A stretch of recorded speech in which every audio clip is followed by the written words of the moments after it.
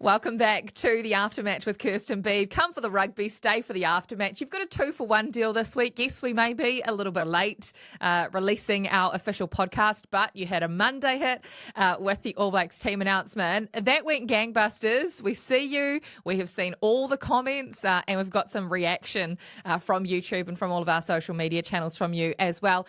Plus, today we're going to review the Super Rugby final. We'll go over that quite quickly and then preview the international season, Beaver, that, well, it started last weekend for the Lions in Argentina, but it is all go this weekend. You have landed safely back in New Zealand after what was a pretty whirlwind trip for you.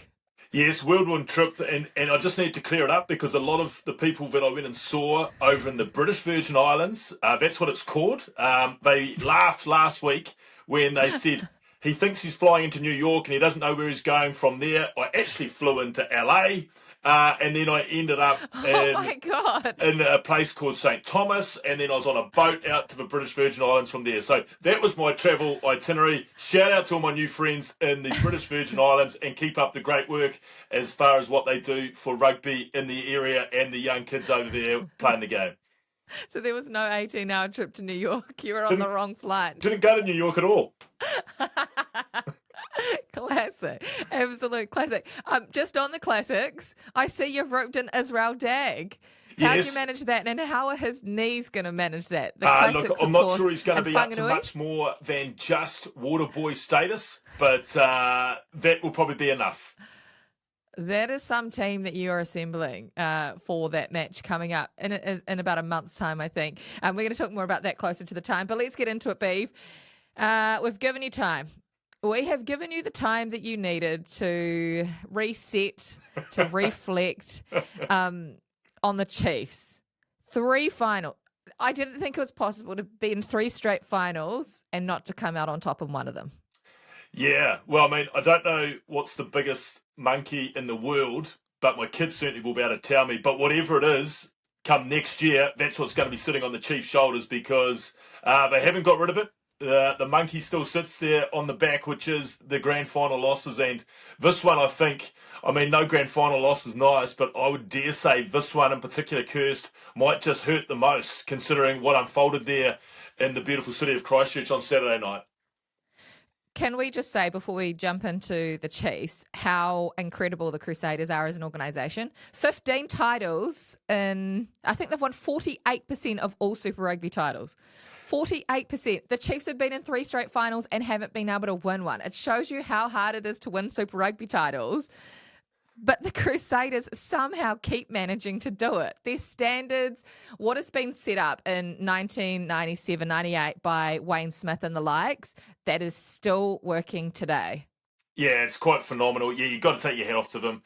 I didn't see this title coming. I thought they'd certainly bounce back, but I didn't quite see them going as far as they have. I thought the Chiefs or the Blues might have something. Even the Hurricanes, I thought, were going to have a real chance this year. But no, you've got to take your hat off to the Crusaders. They responded back from last year. And as you say, when you start to look at that light tower that they have there at Christchurch, I know they're moving to a new stadium, but I think somewhere they've got to take the light tower. Just take the light tower. I know it's going to be indoors, but even have it outside. I know they're probably going to have statues and Walk of Fames, but also just have a sole light tower just to tell everyone this is where we acknowledge our titles. I think it's got to be a part of it.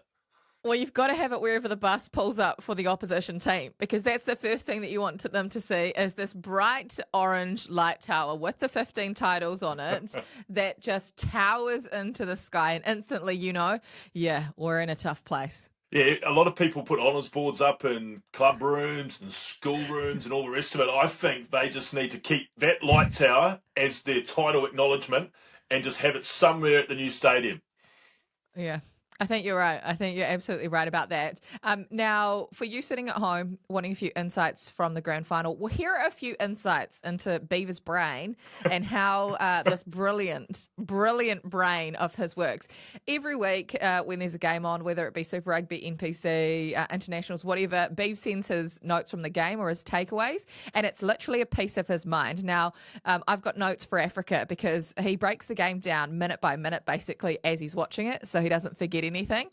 Here's a little passage of play that I wanted to give you an insight into, and then he can tell us more.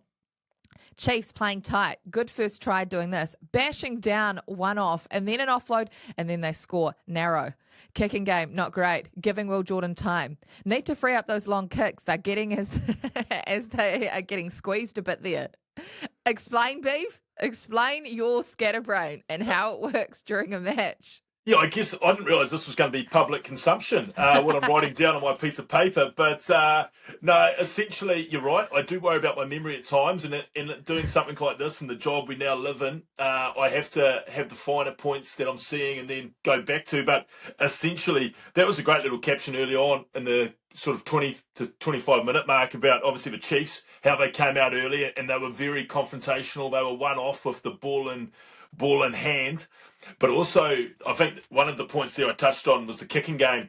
Not great from the Chiefs. They were trying to do contestables, but Will Jordan was catching and then having the ability to make his decisions. He wasn't getting ball and defender like, I guess, if you flipped it over, the Chiefs were. And I also loved the way how the Crusaders went about their kicking game, which I'm sure we'll touch on. But it was narrow. It was long. And then what they did is they squeezed the Chiefs in the corners. You talked to us last week about what would be the keys for the Crusaders to win a 15th title and then what the Chiefs would need to do in Christchurch to break the hoodoo, to break that 31-0 record.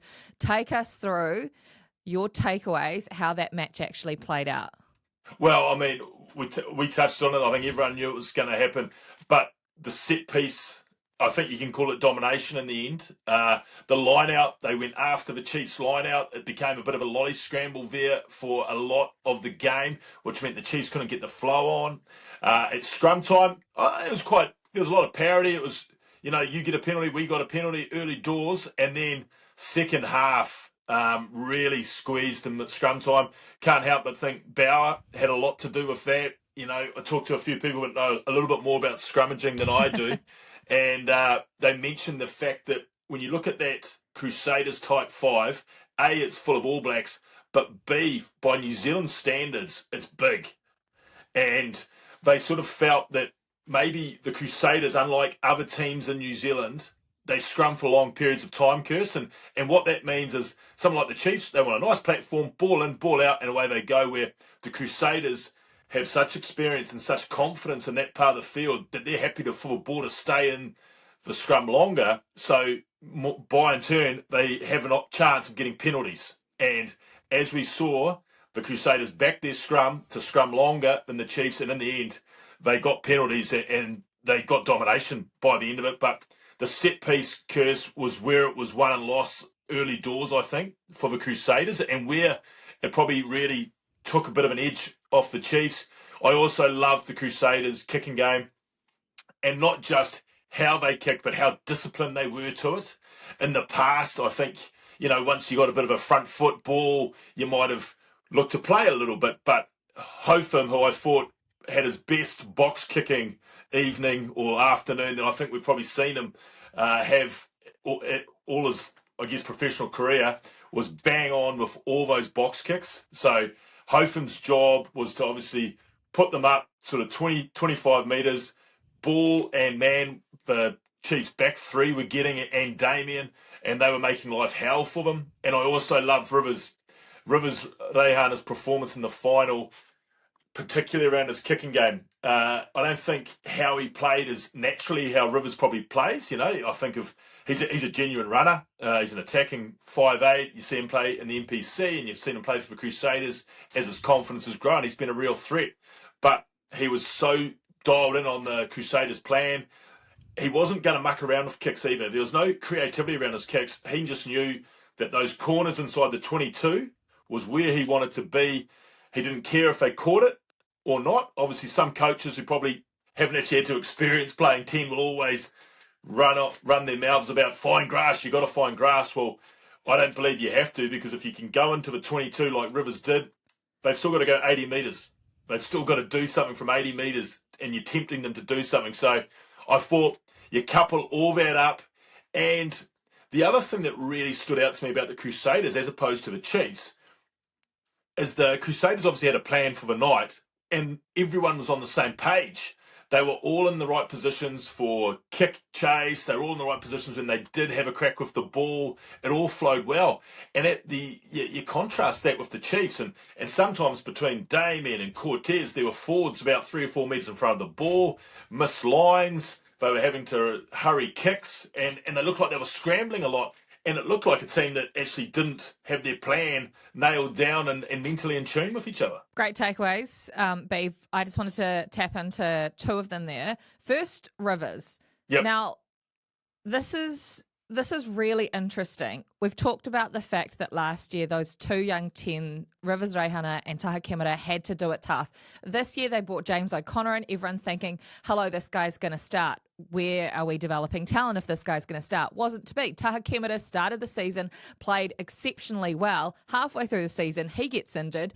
Rivers then comes in to start, and he's broken the mould, or Super Rugby's broken the mould in the last 2 years. We always talked about the fact that you had to have a world-class 10 to win Super Rugby. It has been like that since 1996, when you had Carlos Spencers of the world, the Larkhams, the Mertons, Coopers, Carters, Mwongas.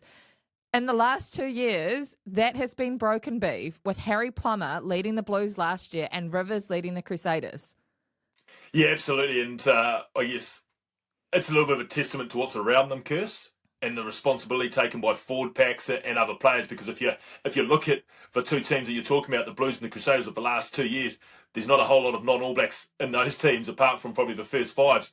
But what Rivers did was he kept it simple. They had a plan, and he played his part in it. He obviously kicked his goals that needed to be kicked. But as I said, his kicking game, you often see in those big games, teams maybe go 1 or 2 phases too many and then get turned over or end up making a bad decision because the ball gets so slow.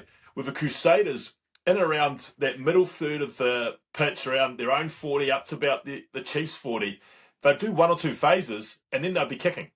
And, yep, it's not, what everyone wants to see from a entertaining point of view, but from a go out and win a game in those conditions at night time, grand final, all the pressure in the world on, it was followed to perfection. There's a couple of phases there, a couple of plays where Rivers just saw nothing was on, so he just banged it down. And that's what you want from your 10. You want them to take control. You want them to realise nothing's doing here.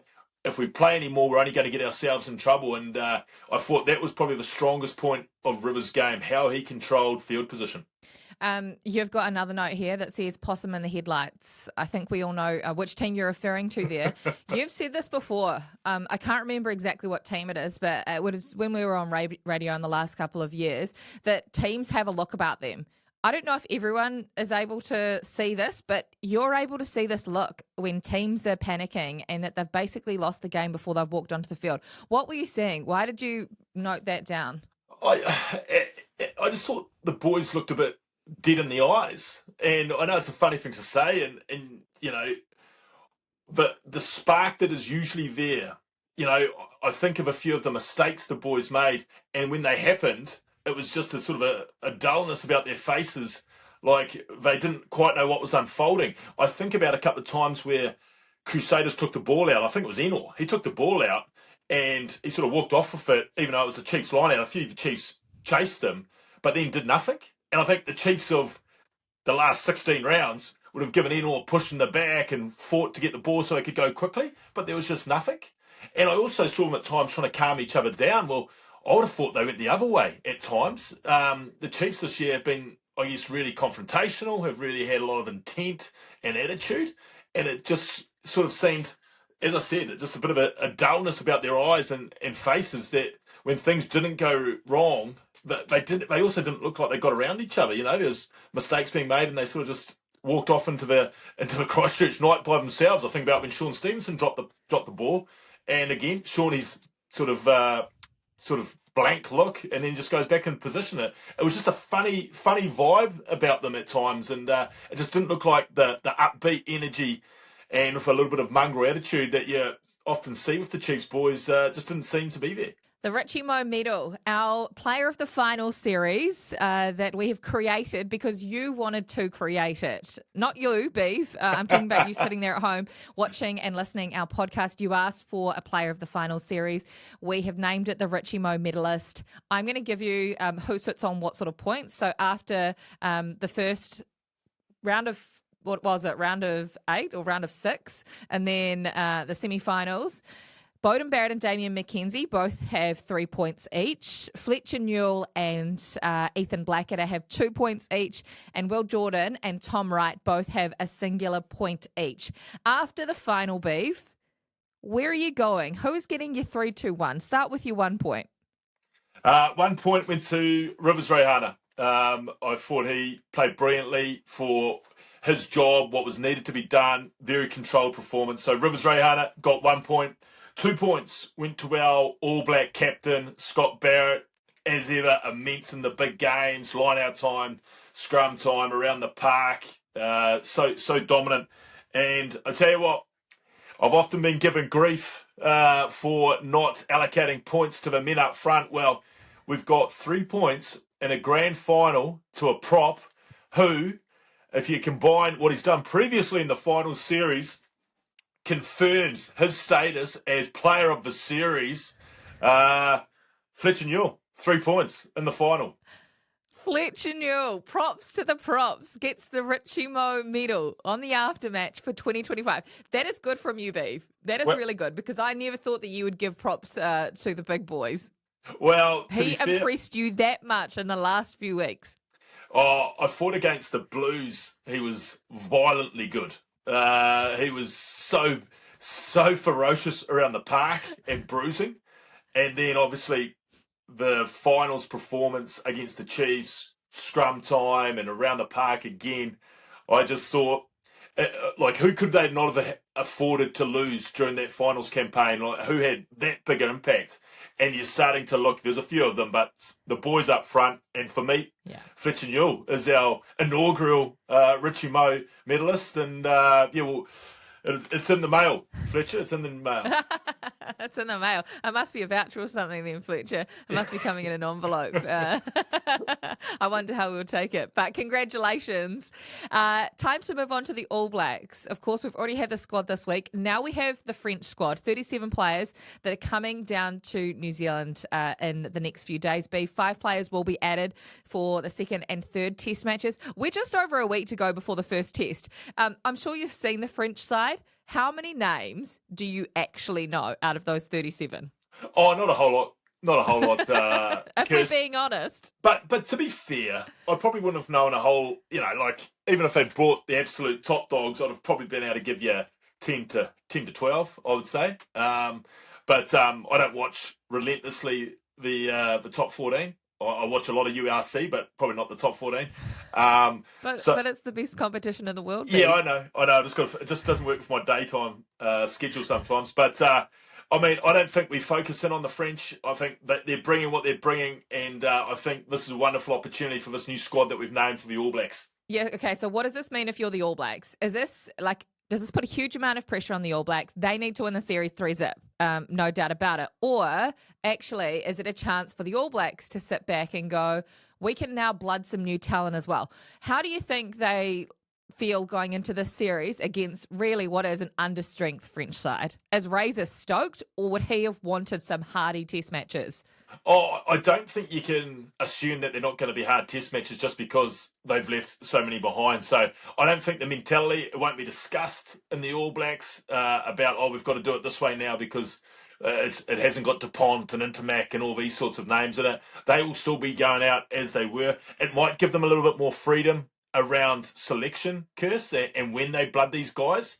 But I don't think it changes anything for the All Blacks. I mean, most of the games, if not 2 of the 3 are already sold out, I do believe. I think it's probably only Wellington that you can still get tickets to. So I think the interest is high. The positivity is high after that squad was named. I think there's a lot of great energy coming out of the public about the form Super Rugby players are now going to be wearing black. So I think it's just an exciting prospect from the All Blacks point of view, and that's who we are. We're All Black fans, so I can't wait. How do you think we play against the French? Because something you just said about the finals, that between the Chiefs and the Crusaders, scrum parity until about half-time, and then the Crusaders really went to work and did a job on them.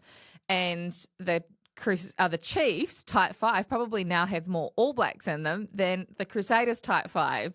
So does that show you how the All Blacks are going to play, more like the Chiefs style rather than the Crusaders?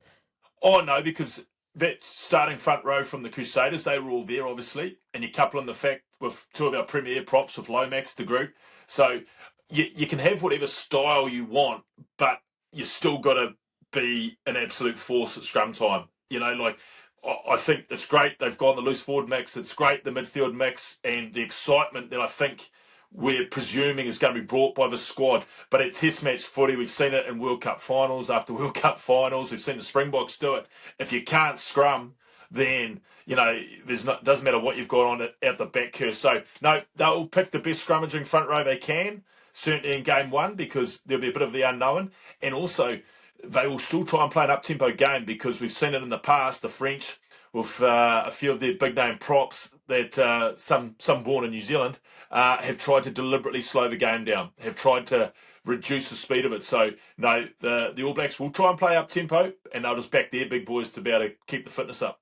Here's some instant reaction from the comment section on our YouTube, and keep liking, subscribing, telling us what you think, sending us DMs. Make sure you subscribe, because obviously this week we've had 2 podcasts, so you will get an alert when the podcast is going to go out if you do subscribe to our social media channels, TikTok, Instagram, everywhere that you are, we are as well, Spotify, Apple and YouTube. A lot of comments about the squad. For the most part, Beav, people are really, really excited. And they feel like in the first season, Razor really picked what was Fozzie's squad from the last Rugby World Cup. But this year, he's really starting to stamp his mark. And they're so excited to see some of these new players. I've got a theory, though, and a lot of people have mentioned this. 2 specialist wingers were selected in the squad. Does Leicester Fainga'anuku walk straight back into the All Blacks Rugby Championship squad? Is there another one of Razor's wingers? Look, he's going to be an All Black. There's not a shadow of a doubt. He's an unbelievable footballer. He went far too early, but he's back now, and he's still obviously well and truly coming into his prime. He'll be in the All Black squad end of year tour. I don't know if it's quite Rugby Championship curse, but he will certainly be a feature this year in the All Blacks. But I don't think that's got anything to do with it, curse. I genuinely believe they wanted to get those 3 midfielders, Tupaia, Tavatavanawai and Proctor, in there to have a look at them and give them an opportunity. I genuinely believe that, as opposed to any conspiracy theory around trying to get Leicester in earlier. Okay, a lot of comments around Ruben Love. People are really excited to see Ruben Love get a crack.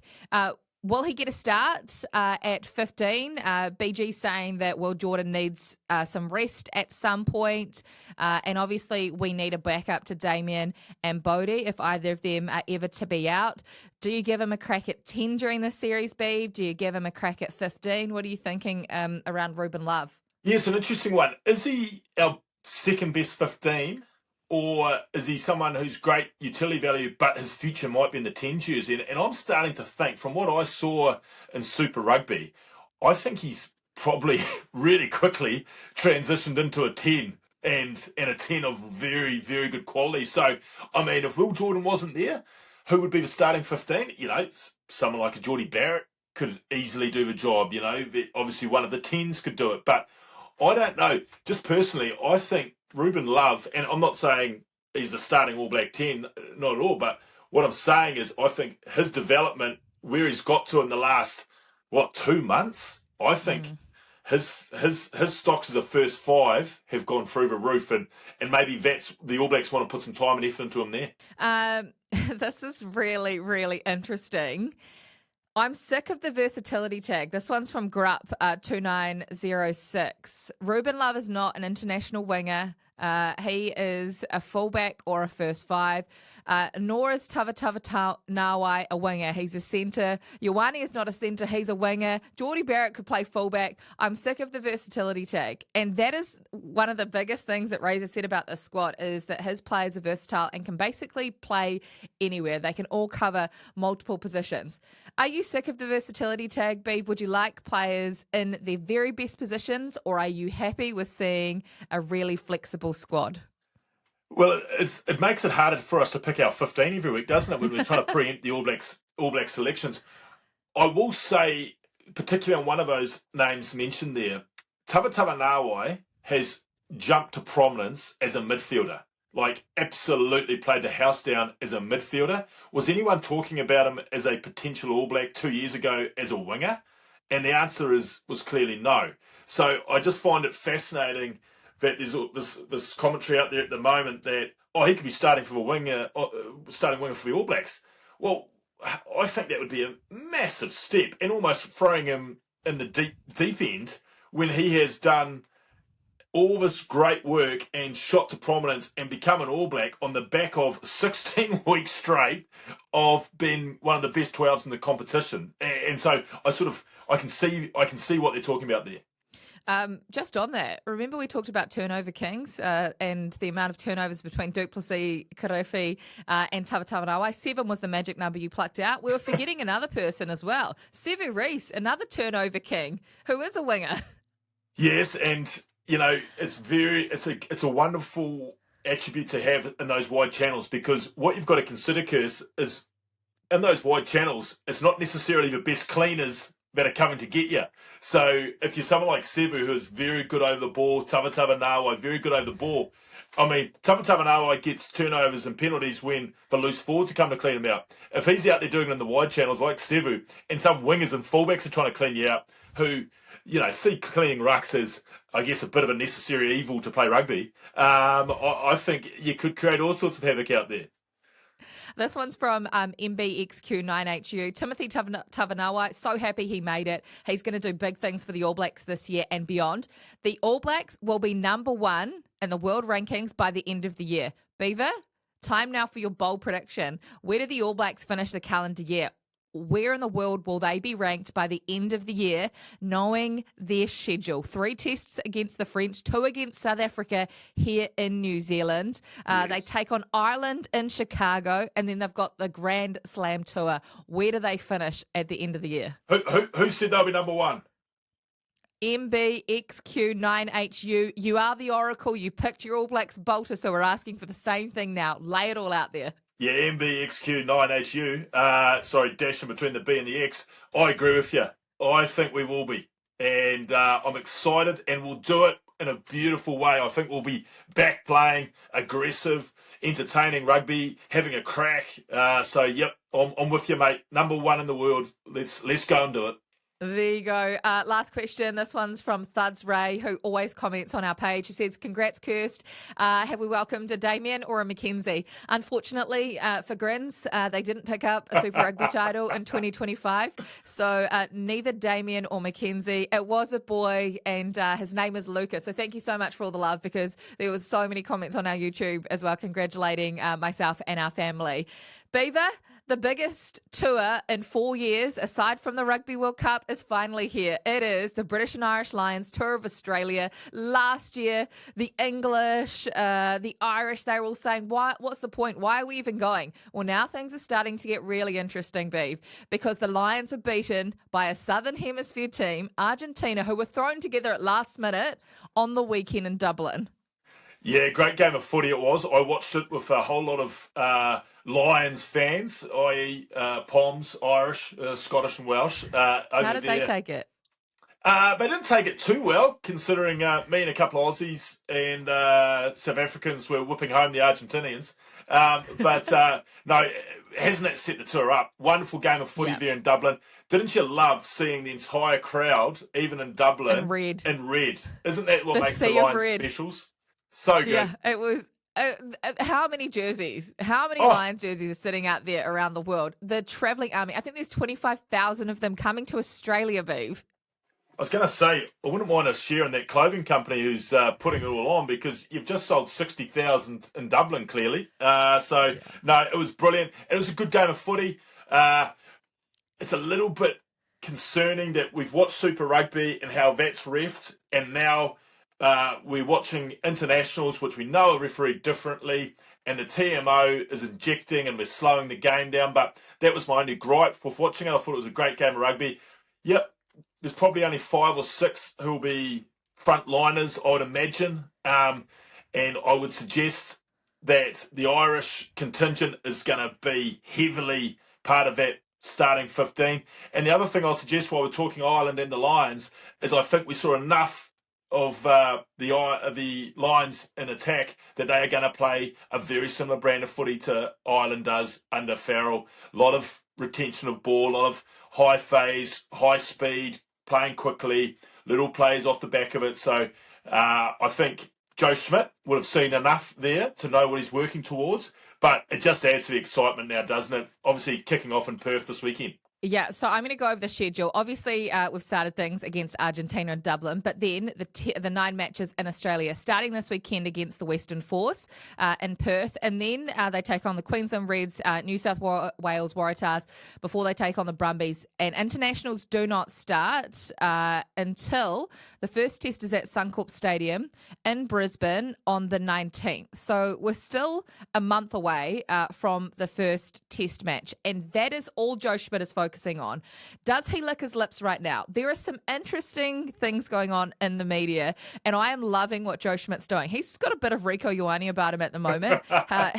He's come out talking about the Southern Hemisphere midfield combination that the Lions are currently rolling with, and the Lions have hit back saying this is BS that the Wallabies won't release their best players into their Super Rugby teams. They are being released for the Force matches, but not for the other matches, or not all of them anyway. Beav, they do not have the depth in Australian rugby to release them all.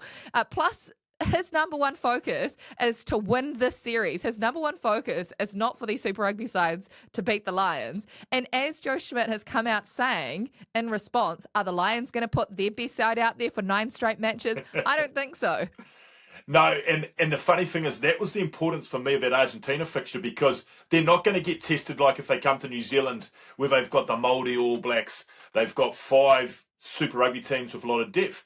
You know, and it's not being disrespectful to Australians. They'll admit it themselves. Once they take 30-odd players out of their provinces, they don't have the depth to then still be able to go toe-for-toe with the British and Irish Lions. So the big games, the under-pressure practice matches, are going to be few and far between. So therefore, that's why I think Farrell's going to lean heavily on the Irish, because he knows those boys, he trusts those boys, and he knows what he's going to get from them under the big lights. Okay, we want a top 3 from you. You've pulled out 3 of the most exciting players to watch during this Lions series. Could have come from either team, but players that might get you off your seat or may change the course of this series. Who are you going with first? Number 1, Finn Russell, the Lions 10, the Scottish superstar. He will be the one with all their hopes and how he slots in to the Irish way of life.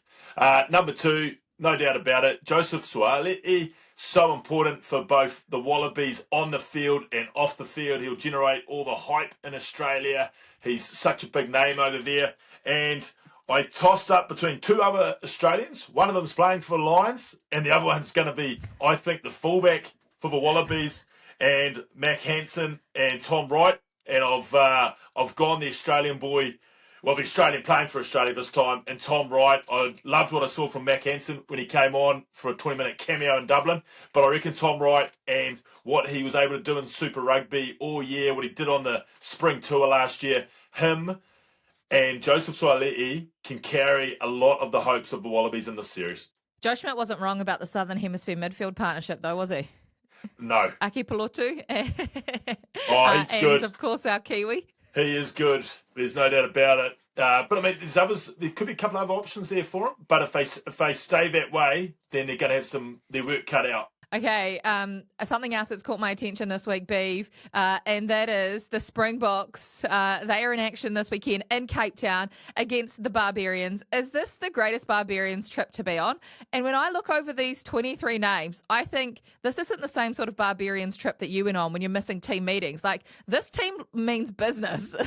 Well, I think also you're playing the Springboks in South Africa, so there's going to have to be a bit of a level of respect to your preparation. I'm sure they still got around Cape Town and maybe got a wee trip out to Camps Bay, maybe had a Sunday when they first got there at Caprice. But I would have suggested that it hasn't been a 4-dayer or a 5-dayer like some Baabaas trips are. And the reality of what awaits you in Cape Town would probably have shaken you up a bit. But a wonderful looking team and a couple of young Kiwis are getting their chance. Oh, it's so cool. Let me give you some of the names. So a couple of those young Kiwis that you talk about, Jacob Ratumaitavuku-Neepkins, comes back from that horrific neck injury and plays so well during Super Rugby. And here he is taking them on. Another Blues boy, Josh Berry, who of course won or scored that try against the Chiefs in that first quarter-final matchup. Again, these are guys, Josh Jacob, this will be the biggest match of their career, right?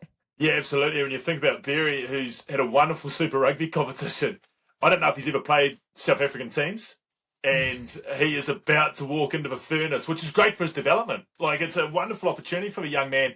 He's had a wonderful Super Rugby, few cameos here and there, and obviously that match-defining one in the quarter-final. But yeah, what an opportunity for him. He looks up in the lineouts and see who's going to be marking against him, and then he sees the bench come on and all the rest of it. For guys like that, that's special. Here are some other names. The loose trio. You got 4 to pick from, Beav. You've got Peter O'Mani. Doesn't go down too well over here. You've got Shannon Frizzell, Sam Kane, Hoskins, Satutu. You starting the 3 Kiwis at 6, 7 and 8 and having O'Mani come off the bench, because that is not bad. No, I think you want O'Mani out there. A tough bugger for a tough trip. So he'll be out there at some point. Maybe Hoskins comes off the bench for 25, 30 and just tries to run havoc there when the opposition's getting tired, but they won't be tired. There'll be a fresh 6 just come on to wait for them. But no, it's an exciting team, and all of a sudden, for Baabaas games you can usually take or leave it, but I think this one will be must watch. Yeah, some other names just in case you're interested. Lachlan Boshier is in there, who's been playing in Japan. Tawera Kurbalo, the first best halfback in the world according to Beaver, although I think he's actually dropped in the ranks as of late in the last couple of weeks. Peter Umaga Jensen, Leicester Fainga'anuku's over there playing as well. Mark Talia, so no longer with the All Blacks, but gets to play against South Africa and the Baabaas, which is pretty special as well. And a raft of other players from France, from Ireland, from England. So this is a gun team. It is exciting, Beav. Do you think they'll push South Africa? I think they will push them. But I now can really confirm that they would have prepared differently, because if Tawera Kurbalo's there, he would have taken the wind out of everyone's sails when it comes to the 4 days pre-game. He would have allowed them one, and then he would have been getting inside his favourite Wilbur Smith book, reading at night time and playing cards. There would be no more Camps Bay trips for him. Well, he's got a few people to bounce off as well, coached by Robbie Deans and Sam Whitelock. And the social media around this game has been so brilliant. Tony Brown has come out, of course, assistant coach of South Africa, saying we're under no illusions about how tough this is going to be. They are treating it like a test match. The Baabaas hit back and said, does that mean we have to push in scrums now? No gentleman's agreement for this one? I saw that. Absolutely brilliant. Absolutely brilliant. Oh, this is so good, isn't it? Speaking of South Africa, 30 years on, Beav. Yes. 30 years on from one of the most iconic days, not just in rugby, but iconic days in sport, that 1995 Rugby World Cup final. There are a number of Kiwis over there at the moment, including Andrew Murdens and some others from that team all those years ago celebrating. Pretty special. Where were you? Where were you in 1995 watching that Rugby World Cup final? Take us there. I was in the lounge. We'd had a few people around, family, friends. They all stayed up during the night and got ready for festivities. I think I had a wee sleep on the floor and then woke up and then couldn't get back to sleep because a 12-year-old me couldn't understand why my heroes didn't win the World Cup, and I had to cry myself back to sleep. I just thought it was a done deal. I thought Jonah was going to go score another 4 tries. So that was a rude awakening for a 12-year-old Beaver that the Springboks in South Africa are a different beast. And yeah, I was just trying to fathom how that James Small, who was just kept chopping my hero Jonah's legs in half, managed to do that. And of course, Mertz and the boys. So yes, you say an iconic day in world sport.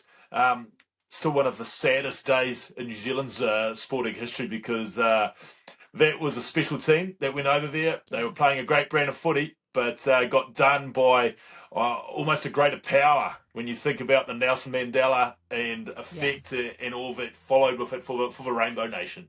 Yeah, and everyone remembers where they were on that day. Everyone's got a story, right? Drop it in the comments. Where were you back in 1995 watching that Rugby World Cup final when your heroes, as Beav says, get beaten? I saw Brian Habana posting the other day. He was there. He was there at that final. He would have been, just about older than you, Beav, and it changed the course of his life, being there at that final.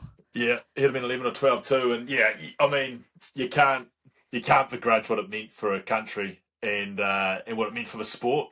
Yeah, it got the publicity, and there's even a couple of Hollywood actors that tried to make a movie about it.